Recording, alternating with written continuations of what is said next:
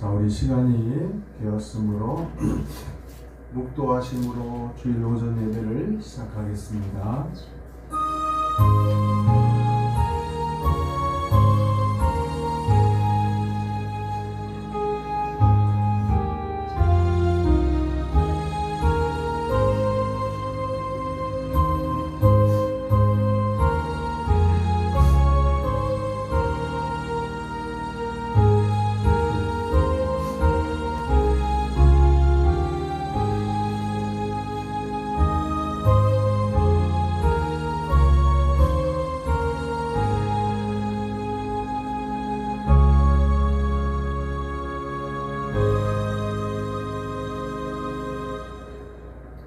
여호와는 내게 복을 주시고 너를 지키시기를 원하며 여호와는 그의 얼굴을 내게 비추사 은혜 베푸시기를 원하며 여호와는 그 얼굴을 내게로 향하여 드사 평강 주시기를 원하노라.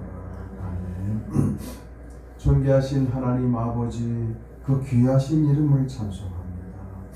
주는 선하시고 인자하시고 노하기를 더디하시고 그 영광과 권세와 능력이 무한하시고 불변하시는 하나님이십니다. 찬송받기에 합당하신 주님, 오직 주께서 은혜를 베푸셔서 이 땅의 모든 살아있는 것들이 주를 힘입어 살게 하시고 모든 천하 만물을 주께서 지으시고 다스리고 계시네 하나님을 알만한 것들로 가득 차게 하심을 감사를 드립니다. 그러나 많은 사람들 중에서 창세전에 예정하신 그 은혜로 우리를 택하여 주시고 우리를 사랑하사 하나님의 자녀로 예배자로 세워주신 것은 더욱 감사를 드립니다. 우리에게 거룩한 주님을 주사 이제 주님의 부활을 기념하며 영원한 안식을 바라보며 주님 품 안에서 예배할 수 있는 이 날을 주셨사오니 하나님 한 분만 바라보게 하옵소서. 살아계신 하나님을 온전히 경배하고 그를 높이는 시간이 될 수 있도록 도와주시옵소서. 성삼위 하나님께서 영광 받아 주옵시고 성령님 역사하여 주시옵소서. 예수 그리스도의 이름으로 기도 올리옵나이다. 아멘.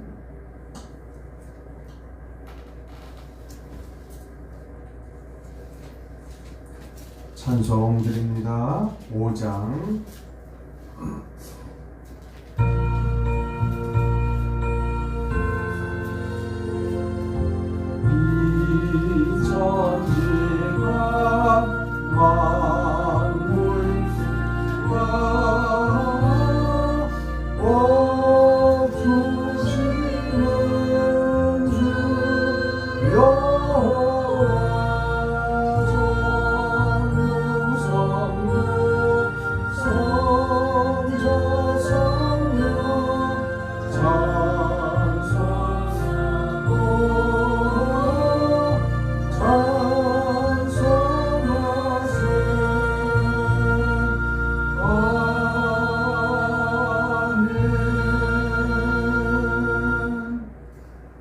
교동문 13번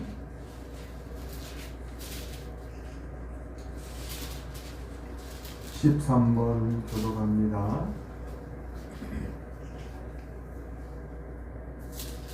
여호와는 나의 목자시니 내게 부족함이 없으리로다. 그가 나를 푸른 풀밭에 누이시며 쉴만한 물가로 인도하시는도다. 내 영혼을 소생시키시고 자기 이름을 위하여 의의 길로 인도하시는도다. 내가 사망의 음침한 골짜기로 다닐지라도 해를 두려워하지 않을 것은 주께서 나와 함께 하시니라. 주의 직함과 막대기가 나를 안위하시나이다. 주께서 내 원수의 목전에서 내게 상을 차려주시고 기름을 내 머리에 부으셨으니 내 잔이 넘치나이다.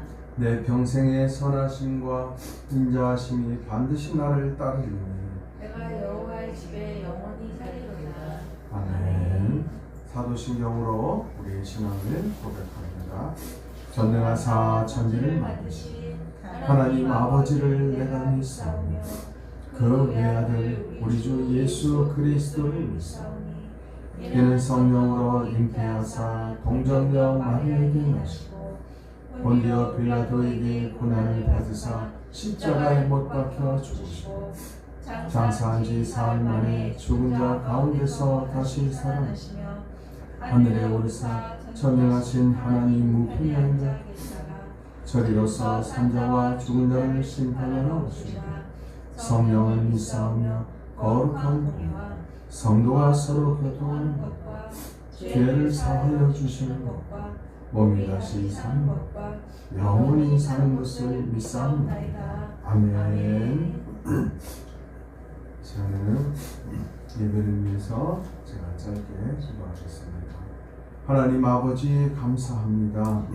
한 주일 동안도 주님이 우리를 사랑하심으로 그의 그 권능의 오른팔로 붙잡아 주시고 모든 걸음마다 주님 인도하여 주신 것 참으로 감사합니다. 우리의 믿음이 약하여져서 세상의 파도와 그 바람 앞에서 잠시 멈칫거리고 약해진 적이 있었지만 언제나 주의 신실하신 은혜와 그의 미쁘신 사랑은 우리를 생명의 길로 온전히 걸어가게 하신 것 참으로 감사를 드립니다. 영광의 하나님, 오늘 예배의 그 시간을 맞이하여 오직 하나님께로만 향하게 하셔서 우리의 그 찬송의 입술을 복되게 하시고 하나님이 우리를 굽어 살피사 이 자리에 함께 하시는 하나님께서 큰 은혜를 베풀어 주시고 우리 영혼이 소생케 되고 기뻐하는 시간이 될 수 있도록 도와주시옵소서. 우리는 주를 따라갑니다. 선한 목자 되시는 주님을 따라가기를 원하오니 이 어리석고 미련하고 때로는 길을 잘 잇는 그 어린 양 같은 우리들을 주께서 긍휼을 베풀어 주시고 언제나 주님 온전히 쫓아갈 수 있도록 인도하시고 도와주시옵소서. 큰사랑교회로 모이는 모든 성도들 하나님 기억하사 어디에 있든지 주님을 생각하고 주님을 온전히 의지하는 인생으로 마침내 이끌어 주시고 그리고 복을 받는 인생으로 나아갈 수 있도록 도와주시옵소서.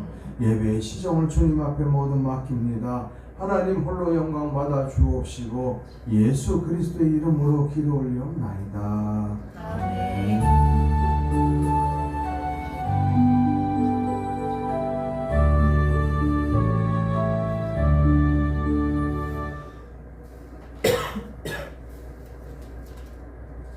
찬양 드립니다. 380장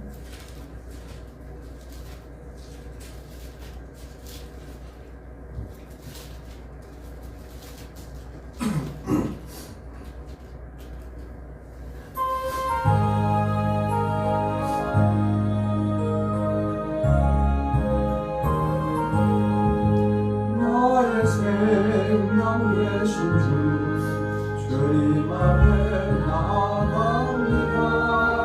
주의 흘린 보혈로 정케하사 받아주소서. 날마다 주를 찬송하겠네. 주의 사랑 주로서 나를 굳게 잡아주소서. 세상 지낼 때 나를 인도하여 주소서. 주를 믿고 나가면 나의 길을 잃지 않겠네. 멸망하는 주를 찬송하네. 주의 사랑 주여서 나를 굳게 잡아주소서. 세상 사랑에 주를 더욱 사랑하네. 알 것 있나 천국에 나의 영혼 돌아가겠네. 날마다 주를 찬송하겠네.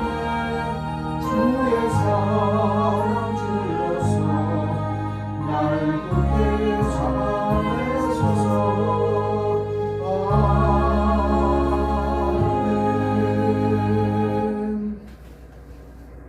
오늘 우리에게 주시는 하나님 말씀 이사야서 32장 구약성경 1005페이지입니다.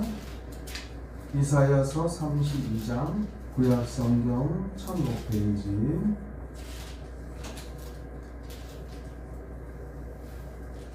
32장 1절에서 8절까지 1004페이지쯤 되거든요.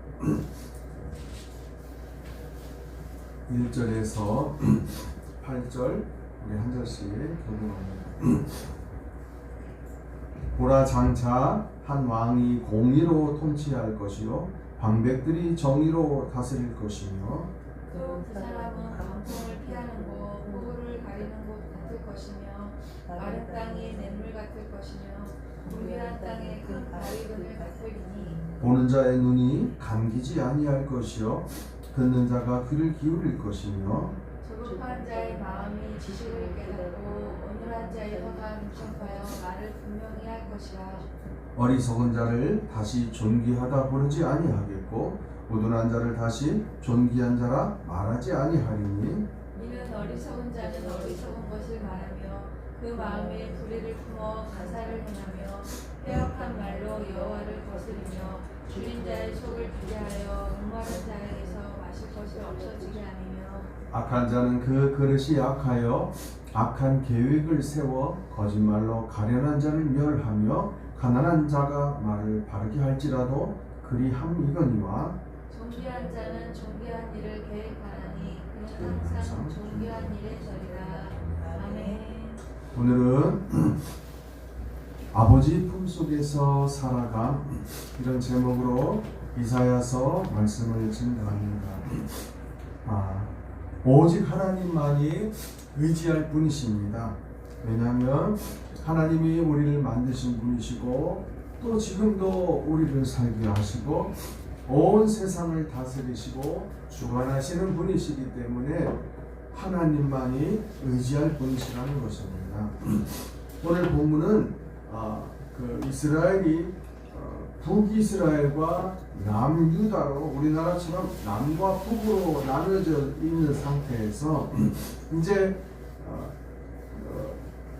유다에 보면은 아주 선한 왕이 있었는데 히스기야 왕입니다.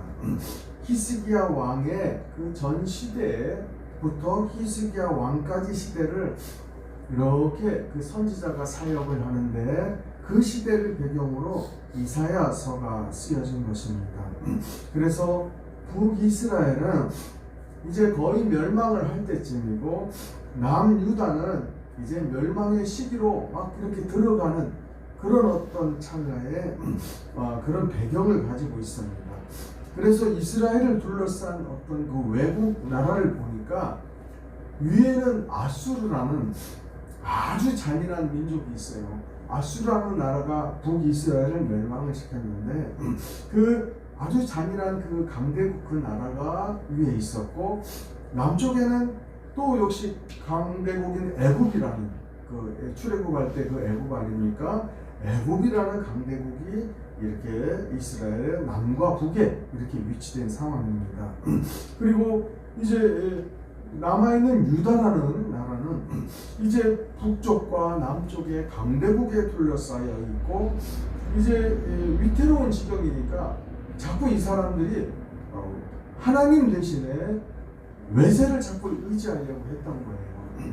저 이방 나라의 그 무시무시한 아수르라는 나라에 아첨을 해가지고 자꾸 생명을 보존하려고 했고 또 어떤 사람은 남쪽에 있는 애굽에다가 이렇게 자꾸 힘을 빌려서 자신의 나라 그 이스라엘 남유다가 이렇게 보존되려고 어떤 그런 마음을 갖고 이 왕조가 이렇게 이어져 왔던 것입니다. 그런 상황에 하나님은 이 선지자를 통해서 말씀을 하셨어요. 아수르를 의지하지 말고 애굽도 의지하지 말고 오직 하나님만을 의지하라. 내 백성은 하나님만을 의지하라. 이렇게 말씀하시고 경고도 하셨습니다. 그런데 이스라엘 백성들은 어떻게 합니까? 그렇지 않았어요. 하나님을 의지하기보다는 자꾸 이방 나라의 그 군대를 의지하려고 했고 그리고 옆에 있는 그 우상들이 있죠. 그 우상들을 자꾸 의지하려고 했던 것입니다.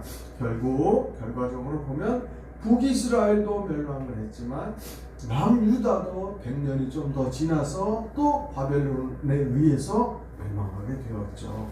오늘 이런 배경 가운데서 31장에 보면 아수르도 의지하지 말고 애굽도 의지하지 말고 오직 내 백성들은 하나님만을 의지해야 한다 말씀하시면서 하나님께서 이제 선한 왕 히스기야를 이렇게 세워주실 것도 말씀하시고 그리고 그것뿐이 아니라 이제 장차 하나님께서 진짜 이상적인 왕, 온전한 왕, 하나님 나라의 왕, 그 왕을 장래에 세워주실 것을 하나님이 이제 32장에서 말씀하십니다. 오늘 이 32장 우리가 읽은 본문은 이제 하나님이 장차 약 한 700년 뒤쯤 되겠죠. 메시아 하나님의 아들 그리스도를 이 땅에 보내셔서 그 그리스도의 나라를 세우시고 하나님 나라의 왕이신 그리스도의 통치가 이제 이 세상에 임할 것이다. 그리고 그 통치가 일어날 때 어떤 일이 일어날 것인가? 그것을 지금 오늘 미리 예언하는 내용입니다. 그래서 오늘 본문은 하나님만을 의지하도록 그 백성에게 하나님의 아들 예수 그리스도를 보내실 것이고 다스리실 것이라는 것을 이렇게 말씀하는 내용으로 32장에 소개가 되고 있죠. 그래서 32장 1절에 보면 보라 장차 한 왕이 공의로 다스릴 것이요 방백들이 정의로 다스릴 것이며 장차 어떤 왕이 다스리실 것인데 물론 이제 선한 왕 히스기야가 금방 세워질 것도 되지만 사실은 그것보다는 장차 약 700년 뒤에 이제 그리스도가 하나님 나라의 왕으로 세워지고 이 땅에 오실 것이다, 다스릴 것이다, 그걸 지금 예언하고 있는 것입니다. 그래서 어떤 왕이 다스릴 것이고 그 왕의 뜻대로 관리들이 어떻게 다스릴 것인가, 그 나라가 있을 것인데 바로 여기 뭐라고 말씀하고 있어요? 의로 공의로 그 나라를 다스릴 것이다 이렇게 말씀하고 있습니다. 여기 있는 한 왕 32장 1절에 한 왕을 하나님이 세우신다 이렇게 말씀하시고 그 왕이 통치할 것이다 하실 때 이 왕은 바로 하나님의 아들 예수 그리스도를 말씀합니다. 32장 1절 우리 한번 읽어볼까요? 32장 1절 시작. 그가 장차 한 왕이 정의로 통치할 것이요 방백들이 정의로 다스릴 것이며. 여기서 보니까 아멘, 공의로 다스린다는 것은 무엇을 뜻할까요? 공의는 우리가 아는 내용들입니다. 의로움, 정의, 공의. 옛날 성경은 공의 대신에 의라고 표현을 했는데 하나님의 거룩, 하나님의 의를 드러내는 통치입니다. 그런데 예수께서 다스리시는 이 공의는 우리가 아는 것처럼 딱딱하고 무서운 어떤 법을 집행하는 그런 통치가 아니라는 것입니다. 또 법이 없고 법이 부족해서 억울한 희생자가 따르는 그런 불완전한 의의 통치도 아니라는 것이죠. 예수 그리스도가 친히 왕이 되셔서 의로 다스리는 나라이기 때문에 그 나라는 완전한 나라라는 것입니다. 하나님의 의가 완성이 되어서 은혜와 진리가 있는 통치이고 그리고 의와 긍휼이 충만한 나라, 그리스도께서 자신을 친히 들여서 그 나라를 그 백성을 의롭게 다스리기 때문에 긍휼과 사랑이 흐르는 의의 통치, 의의 나라, 공의의 나라라고도 말할 수 있을 것입니다. 그것을 이사야서뿐 아니라 선지서에서도 예수 그리스도가 다스리는 나라는 이러할 것이다 이렇게 많이 묘사되고 있습니다. 자, 이제 그리스도가 왕이 되셔서 다스리시기 때문에 그 나라의 백성들에게 그 하나님이 보내신 왕은 어떤 왕이다 이렇게 지금 소개하고 있거든요. 그걸 말씀하고 있어요. 32장 2절에 보니까 하나님이 장차 세워주시는 왕이 있는데 그 왕은 이러이러하다 이걸 말씀하고 있어요. 2절을 한번 보시죠. 그 사람은 광풍을 피하는 곳. 그 사람이 누구예요? 예수님을 말씀하는 겁니다. 폭우를 가리는 곳 같을 것이며 마른 땅의 냇물 같을 것이며 곤비한 땅에 큰 바위 그늘 같으니. 얼마나 이 읽기만 해도 굉장히 은혜로운 내용 아닙니까? 여기 보니까 광풍을 피하고, 광풍이라는 것은 아주 태풍 같은 바람 아니에요. 폭우를 가리는 곳 같을 것이라고 합니다. 예수님이 그렇다는 거예요. 다르게 표현하면 우리의 왕이신 예수 그리스도는 광풍을 피하고 폭우를 가리는 것 같은 분이다 말씀합니다. 우리는 지금 그리스도의 나라에 그분의 통치를 받고 살아가고 있어요. 그리고 오늘 700년 전에, 예수님 오시기 700년 전에 이렇게 미리 말씀하셨지만 우리는 그분이 이 땅에 오셨고 그분의 통치를 경험하고 그리고 누리고 살아가고 있습니다.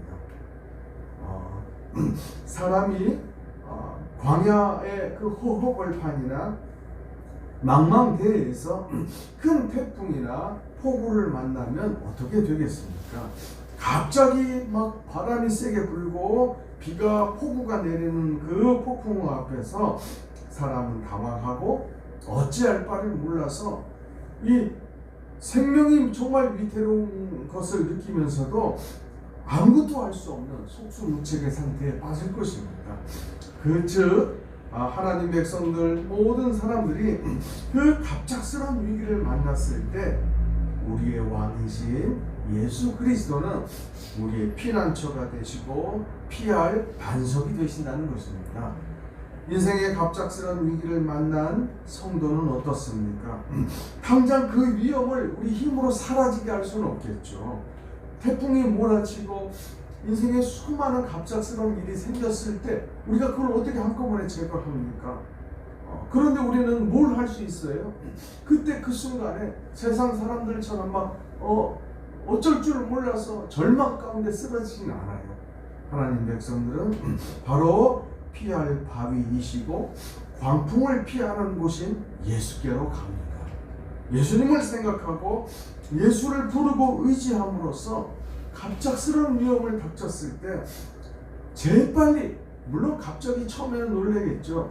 그러나 갑자기 놀라지만은 예수께로 바로 달려가서 주여 나를 도와주세요, 주님 나를 도와주세요, 이렇게 피하고 숨을 돌린다는 것입니다. 지금 우리는 그걸 경험하며 살아가고 있죠. 두 번째는 그리스도가 우리의 왕이시기 때문에 그 백성들은 마른 땅에 냇물 같은 것이란 얼마나 아름다운 표현을 합니까? 마른 땅이 뭐예요? 물이 안 오면 농사 지을 때나 그리고 사막과 광야 같은 데서 살아갈 때 얼마나 고통스럽습니까? 물이 없다는 것은, 그 마른 땅이라는 것은 오랜 기다림 끝에 사람도 동물도 식물도 다 말라 죽고 막 비틀어지게 되는 그런 상황이 되지 않겠습니까? 그런데 그리스도의 나라에 사는 성도들은 그런 깊은 어떤 이 마른 땅 같은 그런 오랜 어떤 그 기갈, 고통의 순간을 경험할 때에도 그리스도를 부르고 의지하고 그리스도를 붙잡음으로 예수가 주시는 샘물을 먹고 다시 생명을 회복하고 살아갈 힘을 얻게 된다는 것입니다. 세 번째, 오늘 또 예수를 어떻게 표현합니까?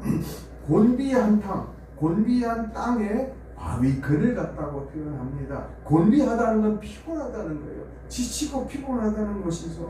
이 사막 같은 인생 광야길을 오래 걷다 보면 발이 부르트고 얼마나 지치고 피곤합니까? 그때 시원한 바위 그늘 같은 곳에서 잠시 쉬게 되면 어떻습니까? 이 피곤함이 회복되고 다시 힘을 내서 인생의 걸음을 걸을 수 있지 않겠습니까? 이 지치고 피곤한 인생길에서 시원한 바위 그늘 같은 예수께로 나아가서 모든 성도들은 이렇게 하나님이 주신 시간을 또 힘을 내서 새롭게 새 힘을 얻고 그렇게 걸어갈 수 있게 된다는 것입니다. 예수님이 태어나시기 전 약 700년 전에 하나님의 이 예수 그리스도가 이 땅에 오셔서 그 나라를 다스리게 될 것인데 그 백성에게 예수 그리스도는 이런 분이 되실 것이다 이렇게 예언하는 말씀입니다. 얼마나 놀랍고 또 우리가 그 은혜를 직접 지금도 누리고 있기 때문에 얼마나 그것이 경이로운지 확인하게 됩니다. 우리의 인생을 한번 이 말씀에 비추어서 한번 생각해 보십시오. 그리고 우리에게 예수님은 어떤 분으로 지금 우리 안에서 역사하고 있는가, 우리의 삶에 어떻게 우리를 주관하고 계시는가 생각해 보면 좋을 것입니다. 얼마나 급하고 당황스러운 때를 우리가 만납니까? 신자나 불신자나 그것을 예외가 없겠죠. 그리고 지치고 피곤한 때가 얼마나 또 반복이 됩니까? 어떤 때는 너무 지치고 피곤하면 잠자리에서도 주님 오늘 오셔서 저 좀 빨리 데려가 주세요 이렇게 기도하는 성도도 얼마나 많습니까? 이 당황스러운 때도 만나고 지치고 피곤한 때도 수도 없이 반복되고 내 영혼과 육체가 생명을 잃어서 말라 비틀어지는 것 같은 때를 성도 역시도 수도 없이 만납니다. 이럴 때 의지할 분이 과연 누구일까 한번 생각을 해보십시오. 혈육도 안 됩니다. 권세도 의지할 수가 없어요. 물질이 아무리 많아도 의지할 수가 없겠죠. 참으로 놀라운 것은 성도는 그러한 때를 똑같이 겪지만 그저 무서워하고 혼자 절망하거나 깊은 어둠 속에서 슬피 울며 그렇게 끝나지 않는다는 것입니다. 우리가 믿는 그리스도가 다스리고 계시고 우리가 그 나라의 백성으로 살기 있기 때문에 우리는 곧바로 그리스도를 생각한다는 겁니다. 그래서 그리스도께 피하고 그리스도의 그 성품과 그분의 손길과 그분의 온기를 느끼면서 그분이 나와 함께 계시고 나를 이렇게 붙잡고 계심을 느끼면서 위로와 능력을 받습니다. 그래서 새롭게 되고 회복하고 세상 사람들과는 전혀 다른 것들이 우리 속에서 샘솟듯 일어나면서 그렇게 힘을 내서 살아간다는 것입니다. 곤비하고 지치고 절망이 찾아올 때 예수 그리스도 우리 왕이 계신 것에 참으로 우리는 감사하게 됩니다. 그리고 그 나라의 백성으로 우리 또한 항상 위로와 긍휼을 받으면서 우리 모두는 그렇게 살아가기를 바랍니다. 자, 이제 그리스도는 그 나라의 백성들에게 어떠한 분이라는 것을 이렇게 말씀하였고 우리는 이제 그것을 성경을 통해서 들었고 그리고 그분의 십자가를 통해서 알게 되었고 그것으로 그치는 것이 아니라 실제로 우리 속에서 우리 영혼 속에서 성령으로 함께 하셔서 그리스도가 친히 우리를 만져주시는 것들을 삶을 살아가면서 경험을 합니다. 그런데 오늘 본문에서는 이제 성도들은 어떤 은혜를 누리며 살아갈까? 그리스도가 이런 분이시기 때문에 성도들은 실제로 어떤 은혜를 누리고 살아갈까? 이것을 오늘 말씀하고 있는데 지금 우리가 그 은혜를 누리고 있는 것을 확인할 수 있습니다. 첫 번째는 그 백성, 그 나라의 백성의 눈과 귀를 열어주시는 은혜를 베푸신다는 것입니다. 32장 3절을 한 번 더 읽어볼까요? 32장 3절 시작. 보는 자의 눈이 감기지 아니할 것이요 듣는 자의 귀를 기울일 것이며. 아멘. 메시아가 오셔서 그 나라를 다스리시기 때문에 이제 그 나라의 백성들을 어떻게 하신다는 거예요? 눈먼 자의 눈을 뜨게 하시고 귀를 열어주신다는 것이에요. 본래 죄로 인하여서 보지도 못하고 듣지 못하는 사람들이 하나님을 알게 되고 하나님의 음성을 듣게 됩니다. 하나님을 알게 되니 예수 그리스도의 그 중보로 친히 하나님을 향하여서 하나님 아버지라고 부르는 친밀함이 있고 하나님 말씀을 이렇게 읽을 때 그 음성이 우리 심령에 이렇게 들려주게 되어서 그래서 예수께서 이 땅에 오셔서 다 이루시고 보내시는 그 성령을 통해서 이 모든 일들이 이렇게 우리 안에서 지금 일어나고 있다는 것입니다. 이것을 예수님 오시기 700년 전에 이미 선지자를 통해서 그 은혜를 받게 될 것이다. 지금 예언하는 것입니다. 예수 믿는 성도들의 특징 중에 하나는 하나님에 대해서 알게 되고 그 지식이 계속 자라난다는 것입니다. 또한 하나님 말씀을 읽을 때, 성경 말씀을 읽을 때마다 그냥 신문이나 무슨 잡지 보듯이 읽는 것이 아니라 어떻게 됩니까? 하나님의 뜻이, 하나님의 말씀이 우리들 심령에 막 울려 퍼져요. 그래서 어떤 때는 잔잔한 바람으로 우리 속에서 말씀하시는 것 같은데, 어떤 때는 급할 때는 하나님께서 갑자기 큰 북소리로 하나님 말씀을 읽을 때 이렇게 둥둥 울리게도 하시는 겁니다. 공통적인 것은 살아계신 하나님의 음성으로 하나님 말씀을 들으면서 나도 모르게 그분의 음성을 내 영혼이 듣고 있는 것을 이렇게 경험하게 되는 것입니다. 예수께서 나의 왕이시기 때문에 우리는 이런 은혜가 있다는 것을 알고 감사해야 될 것입니다. 두 번째 은혜를 보니까 베푸신 은혜가 어눌한 자의 혀가 민첩하여 말을 분명히 알 것이라. 이게 무슨 뜻일까요? 이 앞부분에 보니까 32장 4절에는 조급한 자라는 표현도 썼죠. 4절도 한번 제가 읽어보겠습니다. 조급한 자의 마음이 지식을 깨닫고 어눌한 자의 혀가 민첩하여 말을 분명히 할 것이라. 여러분, 조급하다는 건 뭐예요?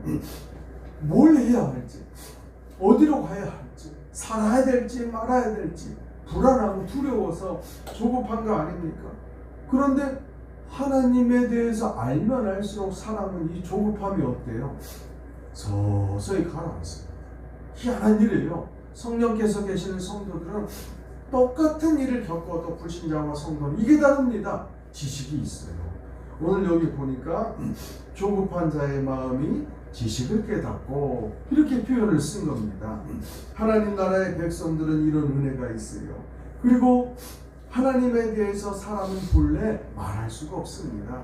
기껏해야 하나님에 대해서 이 사람의 그 본성으로는 그냥 무속적인 어떤 생각들, 뚜렷하지 않은 생각으로 하나님을 어둠 속에서 이렇게 손으로 이렇게 흐릿하게 만들어내는 것, 그 정도밖에 할 수가 없습니다.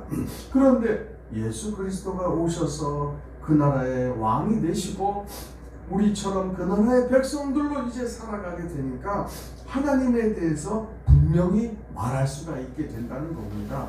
이거는요, 여기서 분명히 또렷한 목소리로 하나님을 말한다고 할 때 이것을 모든 성도들은 막 말을 이렇게 달변처럼 막 정치가처럼 막 잘한다 그런 뜻이 아닙니다.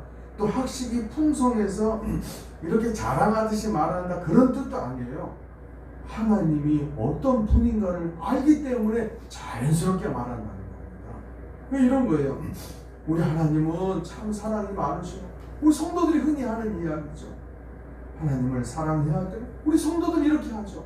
여러분, 이건 세상 사람이 절대로 할 수 없어요. 세상 사람들은 그저 어눌한 자일 뿐입니다. 그래서 하나님 믿는 자는 이래야 돼. 나는 하나님께서 이렇게 나를 인도하셨어. 하나님 사랑하는 건 이렇게 하는 거야. 우리는 이걸 너무나 자연스럽게 당연히 이렇게 이야기하고 있죠. 오늘 이것이 그것을 말씀하는 것이에요. 그리스도가 왕이 되셔서 그 나라 백성으로 살게 하시니 우리가 본래 하나님을 말할 수 없는 어눌한 자였는데 자연스럽게 하나님이 이렇게 나온다는 겁니다.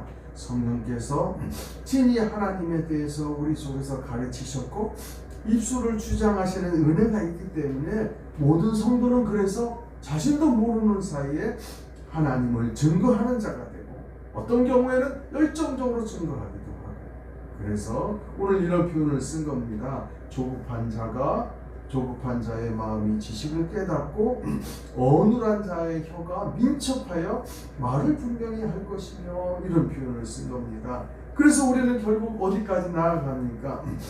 어눌한 자의 혀가 아니잖아요. 이제 하나님이 입술에 있잖아요. 그래서 우리가 뭘 합니까? 신앙 고백하잖아요. 기도하잖아요. 찬송하잖아요. 예배드리지 않습니까? 어눌한 자는 이렇게 할 수 없어요.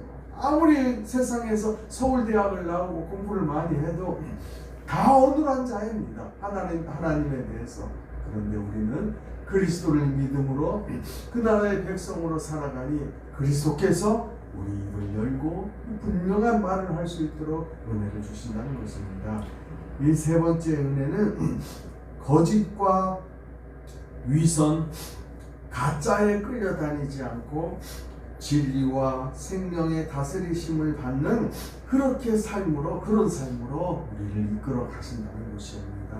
예수께서 우리 눈에는 안 보이시지만 우리 속에 계신 성령께서 예수께서 친히 우리를 다스리시고 주장하시기 때문에 모든 하나님의 백성들은 거짓과 가짜와 외식이 올 때 그것에 내 온 정신을 팔리고 쫓아가지 않는다는 거예요. 이상한데? 저것은 아닌 것 같은데? 저것은 틀린데? 저것은 가짜이고 거짓인 것 같은데? 이런 은혜를 우리의 왕이신 그리스도가 성령을 통해서 우리에게 베푸신다는 것입니다. 세상의 통치는 얼마나 외식적이고 거짓이 많습니까? 이런 권력가들이 말을 보면 위선적인 게 얼마나 많고 유명인들이 이렇게 TV에 나오는 사람들도 얼마나 많이 사람들을 속이기도 합니까? 그래서 그것들로 인해서 이렇게 보통 사람들은 이용도 당하고 낙심도 하고 이 세상의 정의가 사라진 것 같은 이런 탄식도 막 사람들이 하지 않습니까? 그런데 예수 그리스도가 왕이 되시고 그리스도의 나라가 이렇게 다스리고 계시네 성도는요 이 거짓을 사실이라고 속이는 이 속임을 받지 않고 우리 영혼은 그것을 아닌데 이것이 옳은데 하는 이 분별을 갖게 하셔서 성도는요 거짓에 끌려가는 것이 아니라 오직 순종과 믿음과 인내로만 이렇게 하나님 앞에 선다는 것을 알 수가 있습니다. 32장 5절에 보면 좀 어려운 표현 같지만 이렇게 말씀해요. 어리석은 자를 다시 존귀하다 부르지 아니하겠고 우둔한 자를 다시 존귀한 자라 말하지 아니하리니. 이게 속고 속이는 세상의 어떤 그런 위선과 거짓에 성도가 끌려가지 않는다는 겁니다. 얼마나 놀랍습니까? 그리스도께서 진리로 공의로 성도를 다스리시고 사랑하시기 때문에 성도는 거짓에 속아서 죄의 길이 옳은 길이라 여기지도 않고 어둠을 빛이라고 이렇게 속지도 않고 혼란도 겪지 않고 죽어가는 길인데 여기 생명길이 하고 쫓아가는 그런 짓도 안 한다는 겁니다. 예수 그리스도께서 우리 안에 계셔서 말씀하시고 다스리고 계심에 우리는 믿음으로 살고 그분이 인도하는 그분의 음성을 따라서 이렇게 쫓아가지 않습니까? 그분의 가르쳐 주시는 은혜로 이렇게 바라보니까 저기는 생명이 아니야. 저기로 가면 큰일 나. 이런 것들이 어떻게 가능하겠어요? 예수께서 친히 우리 안에서 다스리시고 계시기 때문에 이 은혜가 있다는 것입니다. 오늘도 그리스도 때문에 진리를 알고 모든 거짓과 생명 없는 것들에 속지 않고 빛과 생명의 길을 온전히 걸어갈 수 있는 것에 우리는 감사를 드립니다. 그리스도인의 이 진리는요 귀에서 귀로 끝나지 않습니다. 예수가 다스리고 계시기 때문에 성령을 통해서 예수가 다스리고 계시기 때문에 예수가 우리에게 주시는 그 통치, 의로 다스리는 진리는 우리 영혼 깊은 곳에서 언제나 울려 퍼집니다. 귀로 그치는 진리가 아니라는 것입니다. 또한 그리스도인의 진리는 차가운 진리가 아니라 예수 그리스도가 십자가로 이루시고 우리에게 베푸신 의 긍휼의 진리인지라 진리이지만 긍휼이 함께 있는 진리라는 것이에요. 인애와 사랑, 의와 진리가 함께 있는 그 긍휼함이 함께 있는 의로움이라는 것을 우리는 발견하게 됩니다. 32장 6절에 보니까 이는 어리석은 자는 어리석은 것을 말하며 그 마음에 불의를 품어 간사를 행하며 폐역한 말로 여호와를 거스르며 줄인 자의 속을 비게 하며 목마른 자에게서 마실 것을 없어지게 하며 그리스도가 아니라 비진리 거짓이 다스리는 그 나라에 살아가는 그 통치가 있는 곳에서는 진리인 것 같은데 무엇이 일어납니까? 뭐가 일어나요? 여기 보니까 어리석은 것들이 있는 곳에서는 뭐가 일어납니까? 사랑이 없고 배고픈 자의 속을 더 비게 만들고 목마른 자가 더 목마르게 하고 여기 보니까 뭐예요? 마실 것을 없게 만든다는 것입니다. 여호와를 거스르며 줄인 자의 속을 비게 하며 목마른 자에게서 마실 것을 없게 하는 거짓과 어리석음이 성도에게는 없다는 거예요. 성도에게는 예수 그리스도께서 의로 다스리고 계시네 그런 것들이 내 몸에 맞지 않기 때문에 시간이 지날수록 하나씩 하나씩 벗겨내고 내 것이 아닌 것처럼 다 없어지게 되는 일들이 성도의 인생의 그의 통치로 말미암아 일어난다는 것입니다. 그래서 성도는 자 마치 하나님의 나라 예수가 왕이신 그 나라에 마치 그 공무원이 채용되듯이 채용된 그 관리처럼 사용된다는 겁니다. 그리스도의 나라에 존귀한 자로 채용되어서 예수 그리스도의 아름다움을 세상에 나타내고 그의 진리를 나타내고 그의 선하심을 세상에 다 드러내는 이런 관리처럼 이렇게 살아간다고 하죠. 그것이 바로 교회이고 그것이 바로 성도라는 것입니다. 이것을 마지막 절에 말씀하고 있어요. 8절에 존귀한 자는 존귀한 일을 계획하나니 그는 항상 존귀한 일에 살라. 예수 그리스도로 인하여서 성도는 이렇게 마치 예수께 임명받은 그 관리처럼 예수의 의를 세상에 드러내고 예수의 사랑과 긍휼과 진리 되심을 이렇게 드러내는 존귀한 자로 이 땅에 살아간다는 겁니다. 이것은 이 세상 기준으로서 이 사람이 공부를 많이 했고 돈이 많고 권력이 많고 이런 게 아닙니다. 오직 예수를 믿고 성령이 그 안에 내주하셔서 그리스도의 통치가 일어나는 모든 성도, 남녀노소 할 것 없이 모든 성도는 이 존귀한 자로서 예수 그리스도의 대사가 되고 예수 그리스도의 관리가 되어서 곳곳에서 이 존귀한 자의 일을 감당한다는 것입니다.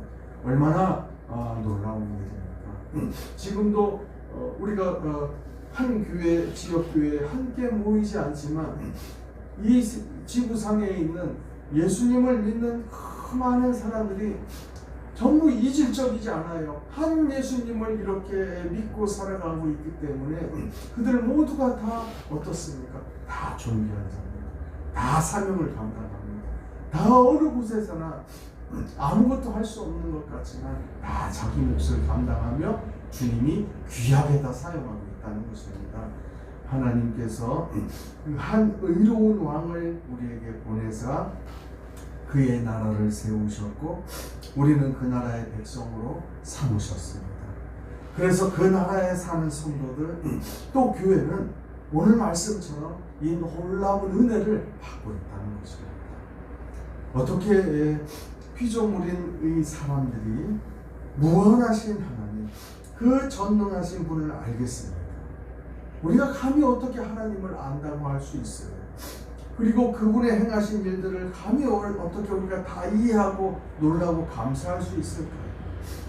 또한 죄인인 우리들이 그 무한하시고 완전하신 거룩하신 하나님을 향하여서 감히 입에 올리고 찬송도 하고 기뻐할 수 있겠습니까? 바로 하나님이 세우신 한 왕, 공의로 다스리는 왕 예수 그리스도 때문에 우리에게 일어난 일들이 가능하다는 것입니다. 아들의 나라로 하나님께서 우리를 옮겨 놓으셨다 말씀하셨습니다. 세상 나라에서 사람들과 부딪혀 살아가고 있는데 우리는 대한민국 국민인데 영적으로 보니까 하나님이 우리를 아들의 나라 예수 그리스도의 나라로 옮겨 놓으시고 다른 인생으로 이끌어 가신다는 것입니다. 이제 그리스도 안에서 우리의 생명을 또한 감추어 놓으셨기 때문에 이 땅을 살아갈 때 우리가 잠시 넘어지고 원수의 핍박 앞에 잠시 약하여져도 이미 예수 안에 우리 생명을 감추어 놓았기 때문에 결코 해할 수 없다 말씀하고 계십니다. 이제 그리스도의 나라의 백성들로 우리는 살아가고 하나님의 자녀로 살아가고 자라고 있기 때문에 우리는 하나님께 참으로 감사하고 영광을 돌리게 됩니다. 여러분, 그리스도를 왕으로 부르는 그 나라를 살아가는 성도들은 마치 자비로운 하나님 아버지의 품속에서 아버지의 집의 마당에서 살아가는 아이와도 같다는 겁니다. 그래서 오늘 말씀의 제목이, 설교의 제목이 아버지의 품속에서 살아가고, 이게 우리의 인생이라는 것이죠. 우리의 인생은 하나님 앞에서의 인생입니다. 하나님이 우리의 보호자이시고 하나님이 쳐놓은 은혜의 울타리 안에서 우리는 살아갑니다. 때로는 그 울타리 안에서 넘어지기도 하고 때로는 잠시 방향도 잃을 수 있겠지만 하나님의 울타리 안에서 우리는 자라가고 살아가고 배우고 이렇게 걸어간다는 것입니다. 이 말씀을 준비하면서 과거에 아이들을 키웠던 그 아이들이 어렸을 때 그 놀이터에서 아이들을 데리고 나가서 이렇게 아이들을 놀게 하는 것을 지켜보던 그때를 한번 생각해 봤습니다. 놀이터에 부모와 아이들이 나오면 어떻습니까? 부모는 계속 아이를 지켜보죠. 아이가 막 뛰어놀고 때로는 넘어지면 가서 일으켜도 세워주고 모래사장 지나가서 아이가 막 모래로 장난을 하면 또 다 지켜보죠. 미끄럼들도 타다가 위험할 것 같은 밑에서 받쳐주기도 하고, 그런 중에 아이는요, 우리 내 엄마 아빠가 어디 있나 한 번씩 이렇게 쳐다보기도 하고, 그런 과정 중에서 아이는 걸음마도 배우고 손의 감각도 익히고 근육의 힘도 키우고, 여기는 위험하고 여기는 안전한 것인가, 이런 배우는 분별력도 가지게 됩니다. 우리가 예수 그리스도의 나라에서 우리가 살아간다는 것은 고통도 없고 바람도 없고 뭐 아무것도 이렇게 조용한 그런 나라가 아닙니다. 별의별 일이 다 똑같이 일어나죠. 그런데 마치 오늘 이 비유처럼 이런 식으로 우리가 이 나라를 살아간다는 겁니다. 하나님 아버지의 울타리, 하나님 아버지의 품 안에서 그의 눈앞에서 우리가 살아가고 자라가는 인생들이라는 것입니다. 로마서 5장 17절에 한 사람의 범죄로 말미암아 사망이 그 한 사람을 통하여 왕노릇하였은즉 더욱 은혜와 의의 선물을 넘치게 받은 자들은 한 번 예수 그리스도를 통하여 생명 안에서 왕노릇하리라. 우리의 인생이 이렇다는 것입니다. 우리는 그래서 때로는 사막을 걷기도 하고 큰 풍랑을 만나기도 하고 원수의 공격과 두려운 상황을 만날 때에도 우리는 즉각적으로 나의 왕 예수 그리스도, 그분을 생각하고 그분을 찾고 부릅니다. 그래서 그리스도를 의지하고 피함으로 우리는 하나님 아버지 품 안에서 내가 살아가고 있구나 안위함을 받고 다시 이렇게 힘을 내는 것입니다. 어떤 사람들은 이렇게 절망하는 사람도 있어요. 하나님 어찌하여 내 인생에 이런 일이 일어나는 것입니까? 하나님 어찌하여 나는 삶이 이렇게 두렵고 고달픕니까? 혹시 하나님은 나를 버리시고 나를 미워하신 것 아닙니까? 이때 이런 생각들을 빨리 접어야 합니다. 그리스도가 우리의 왕 되셔서 우리의 피난처 되신다는 것, 빨리 그분의 품 안에 숨어야 되고, 비가 막 내릴 때 그분이 펼쳐놓은 그 날개 아래로 가서 비를 빨리 피해야 된다는 것이죠. 우리를 보게 하시고 듣게 하셨다는 것을 기억을 해야 합니다. 혹 인생의 가장 크고 두려운 순간이 우리 모두에게는 이렇게 기다리고 있을 것이에요. 사망의 음침한 골짜기를 지날 때라도 예수 그리스도가 우리의 왕 되시고 하나님 품 안에서 우리가 살고 있고 그 길을 지나가고 있다는 것을 우리는 잊지 않아야 될 것입니다. 오직 하나님만 의지하도록 우리를 낮추시고 우리를 순전케 하십니다. 인생이라는 광야 학교에서 출애굽한 이스라엘 백성들이 광야 학교를 지난 것처럼 우리 또한 인생이라는 광야 학교에서 하나님께서 낮추시고 온전히 하나님만 의지하는 사람들로 만드신다는 것이죠. 성도의 인생은 하나님의 품 안에서 그의 울타리 안에서 살아가기 때문에 정말 복되고도 복됩니다. 법궤가 돌아올 때 다윗은 옷이 벗겨지는 것도 모르고 춤을 덩실덩실 추었죠. 그 다윗처럼 하나님의 울타리 안에서 우리 또한 누리고 춤추고 기뻐하고 인내하면서 살아가야 될 것입니다. 여러분, 세월이 지날수록 예수 그리스도가 더 선명해지고 예수밖에 없습니다 이렇게 간절히 자꾸 고백하고 있다면 그 사람의 인생은 하나님의 울타리 안에서 하나님 손에 붙들린 아이가 확실하니까 우리는 더 용기를 내야 합니다. 예수가 우리의 왕 되셔서 베푸신 복락들을 하나도 놓치지 마시고 바람이 심하게 불 때 내가 예수께로 피하고 찾고 있다면 하나님께 감사해야 하고, 삶이 지치고 목마를 때 예수가 계셔서 다행이고 위로받고 힘을 얻고 있다면 그때 하나님을 또 찬양해야 할 것이고, 옳고 그름을, 영원한 것은 무엇이고 없어지는 것이 무엇인가 옳고 그름을 알고 진리와 거짓을 분별할 수 있다면, 내가 사망과 어둠에 끌려가고 있지 않다면 하나님의 울타리 안에서 살고 있기에 더욱 감사하고 찬송해야 하는 것입니다. 썩고 없어지고 진리가 아닌 것들 속에서 살아갈 때도 오직 우리는 그리스도를 부르고 의지함으로 영원한 지혜로 살아가는 사람들이라는 것입니다. 마지막으로 두 구절의 말씀만 읽어드리고 말씀을 마칩니다. 로마서 6장 11절에 이와 같이 너희도 너희 자신을 죄에 대하여는 죽은 자요 그리스도 예수 안에서 하나님께 대하여는 살아있는 자로 여기자. 무슨 뜻입니까? 하나님의 품 안에 우리가 그의 존전에서 살고 있다는 것이에요.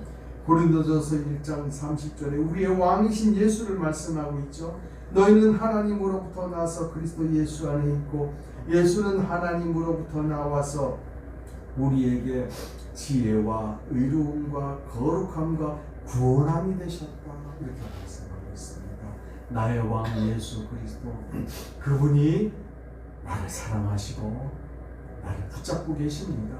하나님의 울타리 안에서 춤추며 사시고 기뻐하시고 누리고, 그리고 정말 고통스러울 때 다 되고 오직 그 울타리 안에서 우리가 살아가고 있음을 잊지 않고 사시기를 축복합니다. 기도합니다. 하나님 아버지 감사합니다. 주여, 주여, 인생은 의지할 것이 하나도 없습니다. 저기 거대한 돌로 만든 우상도 우리가 의지할 것이 아니고 세상 사람들이 자랑하는 권력과 물질과 명예도 우리의 의지가 되지 못합니다. 오직 우리를 만드신 분, 우리를 지으신 분, 우리를 사랑하셔서 예수 그리스도의 이름을 알려주시고 당신의 품 안에 우리를 두셨사오니 오직 하나님만이 우리의 의지할 대상이십니다. 생수의 근원 되시는 하나님 아버지, 오늘 이 귀한 은혜를 우리에게 말씀하셨사오니 오직 그 나라의 백성으로 예수 이름 의지하여 하나님 품 안에서 언제나 누리고 감사하며 찬송하는 삶을 살아갈 수 있도록 도와주시옵소서. 예수님의 이름으로 기도 올려옵나이다. 아멘. 300장 우리 찬양드립니다.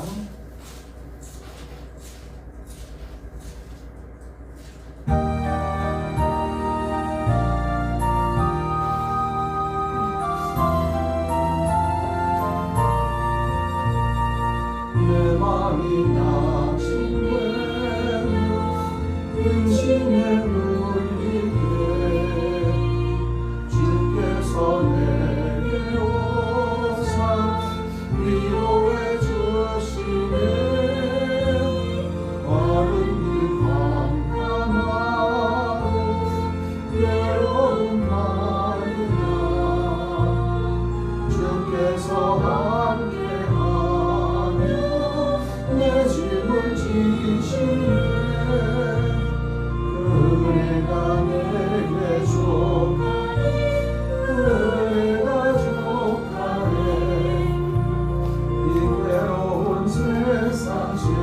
갈 때